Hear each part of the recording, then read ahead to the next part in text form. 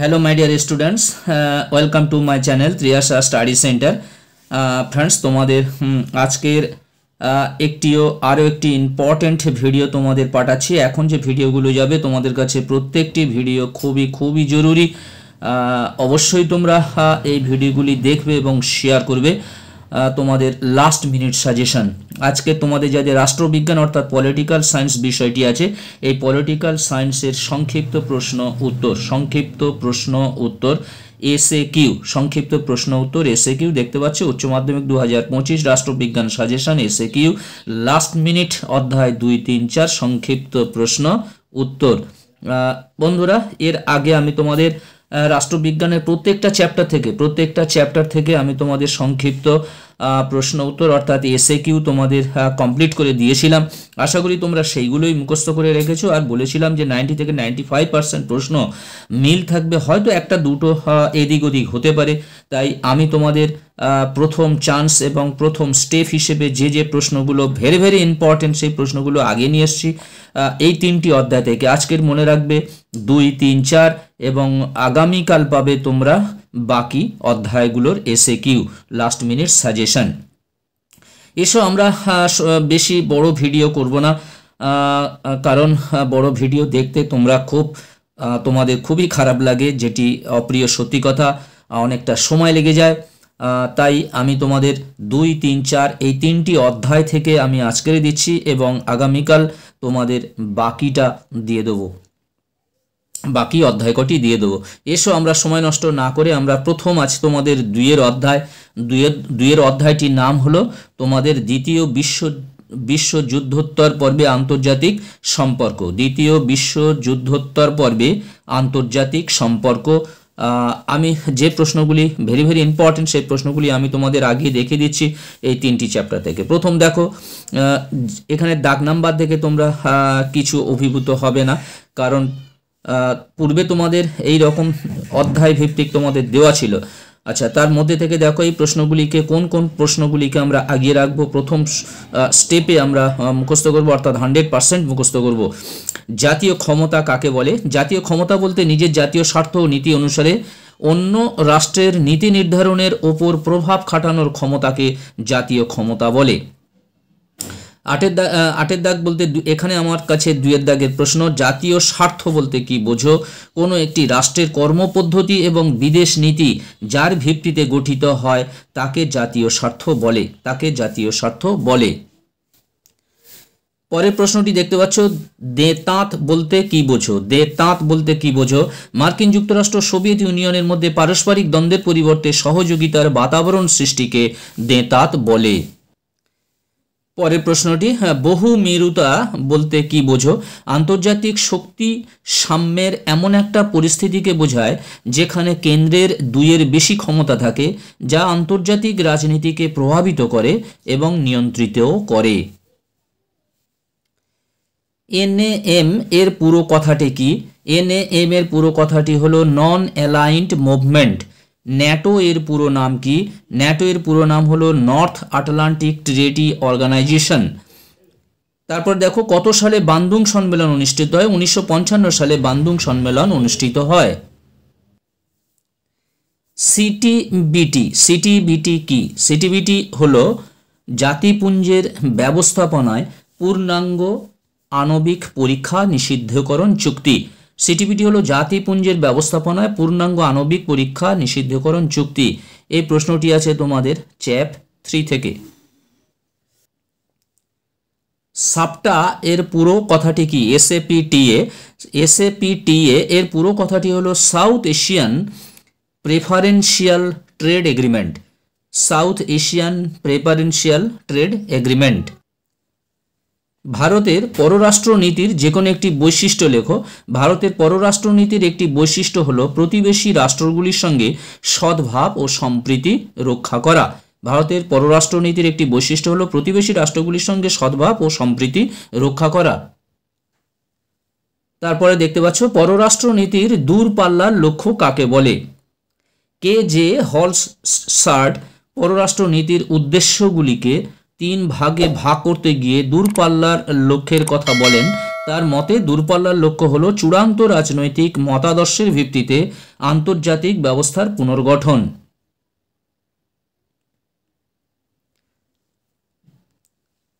তারপরে প্রশ্ন দেখতে পাচ্ছ, নিরাপত্তা পরিষদের স্থায়ী সদস্যদের ভিটো প্রদান ক্ষমতার অর্থ কি? নিরাপত্তা পরিষদের স্থায়ী সদস্যদের দেওয়া ভিটো ক্ষমতার অর্থ হল পদ্ধতিগত বিষয় ছাড়া অন্যান্য গুরুত্বপূর্ণ বিষয়ে সিদ্ধান্ত গ্রহণের ক্ষেত্রে তাদের অসম্মতি সূচক ভোটদানের অধিকার রয়েছে।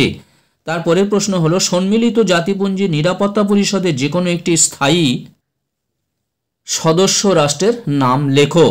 মার্কিন যুক্তরাষ্ট্র হল সম্মিলিত জাতিপুঞ্জের নিরাপত্তা পরিষদের একটি স্থায়ী সদস্য রাষ্ট্র। পরের প্রশ্ন দেখতে পাচ্ছ, সাধারণ সভায় একটি রাষ্ট্র কতজন প্রতিনিধি পাঠাতে পারে? জাতিপুঞ্জের সদস্য রাষ্ট্রগুলি সাধারণ সভায় 5 জন প্রতিনিধি পাঠাতে পারে।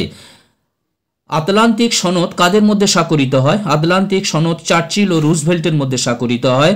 পরের প্রশ্ন, সম্মিলিত জাতিপুঞ্জের দুটি উদ্দেশ্য লেখো। সম্মিলিত জাতিপুঞ্জের দুটি উদ্দেশ্য হলো ত্রাণ ও পুনর্বাসনের ব্যবস্থা করা। ত্রাণ ও পুনর্বাসনের ব্যবস্থা করা। সম্মিলিত জাতিপুঞ্জের সনদে কটি ধারা আছে? সম্মিলিত জাতিপুঞ্জের সনদে মোট 111টি ধারা আছে।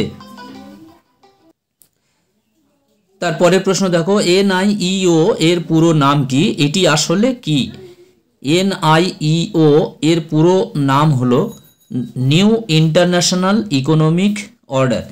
নিউ ইন্টারন্যাশনাল ইকোনমিক অর্ডার এটি একটি নতুন আত্মনির্ভরশীল অর্থনীতির মাধ্যমে অর্থনৈতিক ঔপনিবেশিকতা এবং নির্ভরশীলতার অবসান ঘটাতে উন্নয়নশীল দেশগুলির পক্ষ থেকে প্রস্তাবিত একটি সেট।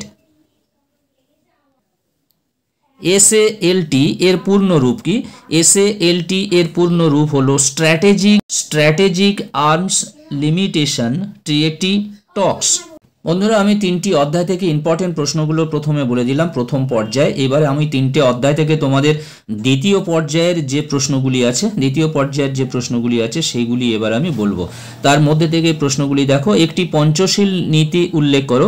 পঞ্চশীল নীতিগুলির মধ্যে উল্লেখযোগ্য নীতিটি হলো প্রত্যেক রাষ্ট্রের ভৌগোলিক অখণ্ডতা ও সার্বভৌমত্বের প্রতি পারস্পরিক শ্রদ্ধা প্রদর্শন করা। তারপর দেখো, কিউবার সংকট কবে দেখা যায়? 1962 খ্রিস্টাব্দে কিউবার ক্ষেপণাস্ত্র সংকট দেখা যায়। ভারতের পররাষ্ট্র নীতির মূল ভিত্তি কি? ভারতের পররাষ্ট্র নীতির মূল ভিত্তি হলো জোট নিরপেক্ষতা। পরের দুটি প্রশ্ন, জোট নিরপেক্ষ মতাদর্শ কোন ভারতীয় রাষ্ট্রনেতার মস্তিষ্ক প্রসূত? ভারতের পূর্বতন প্রধানমন্ত্রী জওহরলাল নেহরুর মস্তিষ্ক প্রসূত। সুয়েজ সংকট কবে দেখা যায়? 1956 খ্রিস্টাব্দে মধ্যপ্রাচ্যে সুয়েজ সংকট দেখা যায়। তারপরে প্রশ্ন, দেতাত ও ঠান্ডা লড়াইয়ের মধ্যে পার্থক্য কি? দেতাত এর অর্থ হলো উত্তেজনা প্রশমন বা বন্ধুত্বে পুনরুদ্ধার। অন্যদিকে ঠান্ডা লড়াই হলো এমন এক পরিস্থিতিকে বোঝায় যুদ্ধ নয় আবার শান্তিও নয়। পরে প্রশ্ন, জোট নিরপেক্ষ আন্দোলনের প্রধান লক্ষ্য কি? জোট নিরপেক্ষ আন্দোলনের প্রধান লক্ষ্য ছিল জাতীয় স্বার্থানুযায়ী স্বাধীন নীতির অনুসরণ করা। একটি পঞ্চশীল নীতির উল্লেখ করো। শান্তিপূর্ণ সহাবস্থান হল একটি পঞ্চশীল নীতি। সুয়েজ সংকট কবে দেখা যায়? 1956 খ্রিস্টাব্দে সুয়েজ সংকট দেখা যায়। ভারতের পররাষ্ট্র নীতির একটি বৈশিষ্ট্য লেখো। ভারতের পররাষ্ট্র নীতির একটি বৈশিষ্ট্য হলো শান্তিপূর্ণ উপায়ে বিরোধ মীমাংসা ও যুদ্ধ পরিহার করা। সার্কের পুরো কথাটি কি? সার্কের পুরো কথাটি হলো south Asian association for regional cooperation. 9 দাগের প্রশ্ন, সার্কের প্রথম শীর্ষ সম্মেলন কবে কোথায় অনুষ্ঠিত হয়? সার্কের প্রথম শীর্ষ সম্মেলন 1985 খ্রিস্টাব্দের 7-8 ডিসেম্বর বাংলাদেশের ঢাকাতে অনুষ্ঠিত হয়। সার্ক গঠনের প্রস্তাব প্রথম কে দেন? বাংলাদেশের প্রাক্তন রাষ্ট্রপতি জিয়াউর রহমান সার্ক গঠনের প্রস্তাব দেন। সার্কের যে কোনো 4টি সদস্য রাষ্ট্রের নাম উল্লেখ করো। সার্কের 4টি সদস্য রাষ্ট্রের নাম হলো ভারত, পাকিস্তান, বাংলাদেশ, শ্রীলঙ্কা। ইন্টারন্যাশনাল পলিটিক্স গ্রন্থের লেখক কে? ইন্টারন্যাশনাল পলিটিক্স গ্রন্থের লেখক হলেন কেনেথ ওয়াল্টেজ। পরের প্রশ্ন, সম্মিলিত জাতিপুঞ্জের পূর্বসূরি প্রতিষ্ঠানটির নাম কি? সম্মিলিত জাতিপুঞ্জের পূর্বসূরি প্রতিষ্ঠানটির নাম হলো জাতিসংঘ বা লিগ অব নেশনস। সম্মিলিত জাতিপুঞ্জের গঠিত হওয়ার সময় সদস্য রাষ্ট্রের সংখ্যা উল্লেখ করো। 59টি সদস্য রাষ্ট্র ছিল। সম্মিলিত জাতিপুঞ্জের অর্থনৈতিক ও সামাজিক পরিষদের একটি কাজ উল্লেখ করো। সম্মিলিত জাতিপুঞ্জের অর্থনৈতিক ও সামাজিক পরিষদের একটি কাজ হলো মানবাধিকার ও মৌলিক স্বাধীনতা সংরক্ষণ করা। সম্মিলিত জাতিপুঞ্জের মহাসচিব কিভাবে নির্বাচিত হয়? সম্মিলিত জাতিপুঞ্জের মহাসচিব তখনই নির্বাচিত হতে পারেন যখন নিরাপত্তা পরিষদের 5টি সদস্য রাষ্ট্রসহ মোট 9টি সদস্য রাষ্ট্র মহাসচিব নির্বাচনে সম্মতি জানানোর পর সাধারণ সভায় উপস্থিত ও ভোট দানকারী সংখ্যাগরিষ্ঠ সদস্যদের দ্বারা সমর্থিত হবে। আন্তর্জাতিক বিচারালয় কোথায় অবস্থিত? নেদারল্যান্ডের হেগ শহরে আন্তর্জাতিক বিচারালয় অবস্থিত। আন্তর্জাতিক আদালতের সদস্য সংখ্যা কত? আন্তর্জাতিক আদালতের সদস্য সংখ্যা হলো 95 জন। পরের প্রশ্ন, সম্মিলিত জাতিপুঞ্জের কয়টি অঙ্গ আছে? সম্মিলিত জাতিপুঞ্জের 6টি অঙ্গ আছে। ইউনেস্কো এর পুরো নাম কি? ইউনেস্কো এর পুরো নাম হলো United Nations Educational Scientific and Cultural Organization. পরের প্রশ্ন, G77 বলতে কি বোঝো? জাতিসংঘের অর্থাৎ ইউএন গ্রুপ অফ 77 উন্নয়নশীল দেশগুলির একটি জোট যা এর সদস্যদের সম্মিলিত অর্থনৈতিক স্বার্থের প্রচার এবং জাতিসংঘে একটি বর্ধিত একটি যৌথ আলোচনার ক্ষমতা তৈরি করার জন্য ডিজাইন করা হয়েছে। জেনেভাতে সদর দপ্তরে সংস্থাটির 77 জন প্রতিষ্ঠাতা সদস্য ছিল, কিন্তু পরে এটি 134টি সদস্য দেশে বিস্তৃত হয়েছে। পঞ্চশীল নীতি প্রথমে কে ঘোষণা করেন? ভারতের প্রথম প্রধানমন্ত্রী জওহরলাল নেহেরু প্রথম পঞ্চশীল নীতি ঘোষণা করেন। পরের প্রশ্ন, চার্চিল কোন সালে ফুলটন বক্তৃতা দিয়েছিলেন? চার্চিল 1946 সালে ফুলটন বক্তৃতা দিয়েছিলেন। জোট নিরপেক্ষ আন্দোলনের প্রধান লক্ষ্য কি ছিল?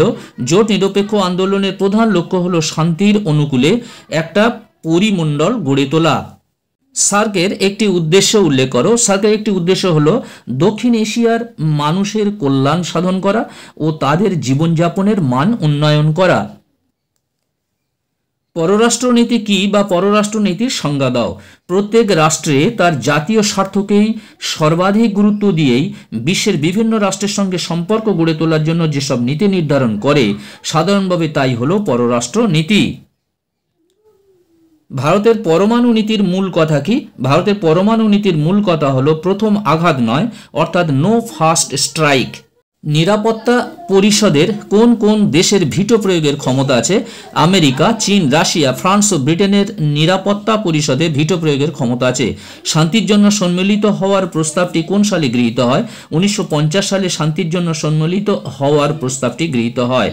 সম্মিলিত জাতিপুঞ্জের মিলিটারি স্টাফ কমিটির কাজ কি? আন্তর্জাতিক শান্তি ও নিরাপত্তা সংরক্ষণের প্রয়োজনে তার অধীনে থাকা সামরিক বাহিনীকে কাজে লাগানো এবং পরিচালনা করা হলো মিলিটারি স্টাফ কমিটির কাজ। কমনওয়েলথ কি? কমনওয়েলথ হলো স্বাধীন রাষ্ট্রগুলির এক স্বেচ্ছামূলক প্রতিষ্ঠান। 77টি রাষ্ট্রের গোষ্ঠী কোন দেশগুলিকে নিয়ে গড়ে ওঠে? 77টি রাষ্ট্রের গোষ্ঠী জোট নিরপেক্ষ দেশগুলিকে নিয়ে গড়ে ওঠে। CIA এর পুরো নাম কি? CIA পুরো নাম হলো সেন্ট্রাল ইন্টেলিজেন্স এজেন্সি। FAO এর পুরো নাম কি? FAO এর পুরো নাম হলো Food and Agricultural Organization. IMF এর পুরো নাম কি? IMF এর পুরো নাম হলো ইন্টারন্যাশনাল মনিটারি ফান্ড। WHO এর পুরো নাম কি? WHO এর পুরো কথাটি হলো ওয়ার্ল্ড হেলথ অর্গানাইজেশন। IBRD এর পুরো নাম কি? IBRD এর পুরো নাম হলো international bank for reconstruction and development. 23 দাগের প্রশ্ন, অর্থাৎ শেষ প্রশ্ন, জাতিপুঞ্জের প্রথম মহাসচিব কে ছিলেন? জাতিপুঞ্জের প্রথম মহাসচিব ছিলেন ট্রিগ ভি লি। বন্ধুরা, আজকের মতো ভিডিওটি শেষ করলাম। তোমরা যারা চ্যানেলটি সাবস্ক্রাইব করোনি অবশ্যই তোমরা চ্যানেলটি সাবস্ক্রাইব করে নাও এবং বাকি অধ্যায়গুলি তোমরা আগামীকাল এই পলিটিক্যাল সায়েন্সের এসএকিউর ভিডিও পাবে। তোমরা তোমাদের বন্ধুদের কাছে বেশি বেশি করে শেয়ার করো, তোমরা একটা লাইক করে দিও, প্রয়োজনে কমেন্ট করো। আজকের মতো ভিডিওটি শেষ করলাম। তোমরা সবাই ভালো থাকবে, সুস্থ থাকবে, তোমাদের জন্য রইল শুভকামনা। All the best.